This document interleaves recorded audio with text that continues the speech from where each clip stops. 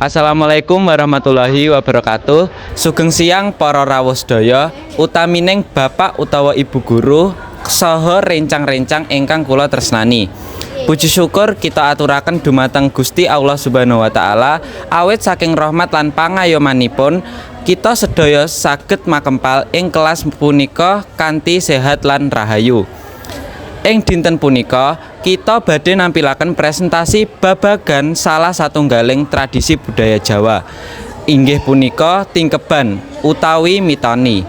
Kita badhe sinau bebarengan ngenani sejarah, pangerten, tata cara, lan makna simbolik saking upacara tingkeban. Supaya mboten suwe, kita wiwiti presentasi dinten menika kagem ngandharaken pengertian tingkeban. Monggo dipun aturi kanca kula Safira. Assalamualaikum warahmatullahi wabarakatuh. Sugeng siang para pamirsa ingkang kula hormati. Kula Safira badhe ngandharaken pangerten tingkeban. Tingkeban utawi mitoni punika upacara adat Jawa kang dipun adani nalika ibu ngandhut ngancik 7 wulan. Tembung tingkeban asalipun saking tembung tingkep tegesipun nutup utawa nglindungi.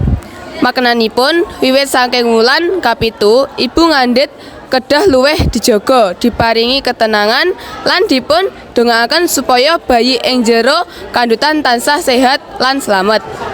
Cekap semanten andharan saking kula, menawi kula wonten lepat kula nyuwun pangapunten. Sakmenika marilah kita simak keterangan salanjutnya saking kanca kula ingkang badhe nerangake sejarah tingkeban. Assalamualaikum warahmatullahi wabarakatuh. Sugeng siang para pamirsa ingkang kula hormati. Kula Azizah badhe ngandharaken sejarah tingkeban. Tingkeban utawi ing sawetara panggonan sinebat mitoni asalipun saking budaya Jawa kuno sing wis ana wiwit jaman kerajaan-kerajaan Hindu-Buddha ing Nusantara. Tembung mitoni asalipun saking tembung pitu tegese angka 7. Sing nuduhake yen upacara iki ditindakake nalika kandhutan wis ngancik 7 wulan. Angka 7 iki ora mung angka biasa, nanging dianggap angka keramat lan simbol kasampurna ning budaya Jawa.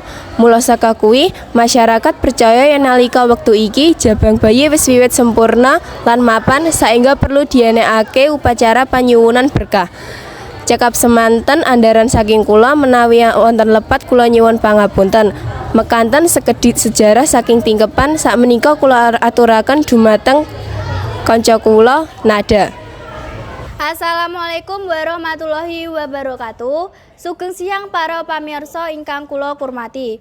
Kula Nada badhe ngandharaken tata cara tingkeban. Ingkang setunggal yaiku nyawisake piranti upacara. Sadurunge upacara diwiwiti, keluarga nyiapke piranti kaya banyu sekar, banyu kembang telon, tumpeng robyong, jenang abang putih, lan 7 rupa kembang kanggo siraman. Ingkang kalih yaiku donga lan pambukaan. Upacara diwiwiti kanthi donga bebarengan supaya ibu lan jabang bayi tansah pinaringan slamet lan sehat nganti proses nglairake. Ingkang 3 yaiku siraman. Ibu sing lagi ngandhut disirami banyu kembang telon dening wong tuwa lan sesepuh. Biasane ana 7 wong sing nyiram minangka pralambang dina sajroning minggu lan pangayoman saka Gusti. Ingkang sekawan yaiku ngombe legen utawa air kelapa muda sakwise siraman. Ibu ngombe legen utawa degan ijo minangka pralambang kesucian lan kesegaran. Ingkang gangsal yaiku nganti busana. Ibu ngagem kain 7 warna kanthi urut banjur dipilih saka siji sing paling cocok minangka pralambang supaya bayi milih dalan sing apik lan bener. Ingkang 6 yaiku mecah kelapa. Bapak jabang bayi biasane mecah klapa gading, pralambang supaya bayi lahir kanthi slamet lan gampang. Ingkang terakhir yaiku doa penutup lan dhahar bebarengan. Cekap semanten andharan saking kula, menawi kula wonten lepat, kula nyuwun pangapunten. Sakmenika kanca kula ingkang pungkasan badhe nerangke makna simbolik saking upacara tingkeban. Assalamualaikum warahmatullahi wabarakatuh. Sugeng siang para pemirsa ingkang kula hormati. Kula Keiza badhe ngandharaken makna simbolik tingkeban. Tingkeban duweni makna wujud rasa syukur dumateng Gusti Allah awit peparing ngandhut ingkang sampun kaparingaken.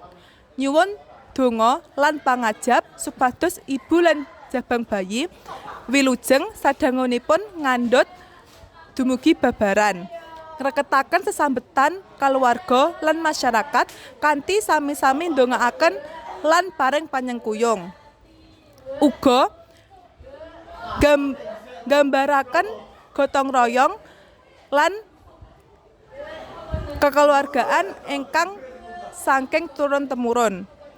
Nglindungi ibu lan jabang bayi saking maneka werna bebaya lan malapetaka ingkang saged ngancem. Cekap semanten andharan saking kula, menawi kula enten lepat kula nyuwun pangapunten. Wassalamualaikum warahmatullahi wabarakatuh. Matur nuwun dumateng rencang-rencang sedaya ingkang sampun nerangake kanthi cetha. Mekaten presentasi saking kelompok kula babagan tingkeban. Wiwit saka sejarah, pangerten, tata cara lan makna simbolipun. Mugi presentasi menika saged paring kawruh lan njalari kita langkung ngurmati budaya Jawa sing ngemu piwulang luhur. Kula akhiri kanthi ngaturaken matur nuwun. Wassalamualaikum warahmatullahi wabarakatuh.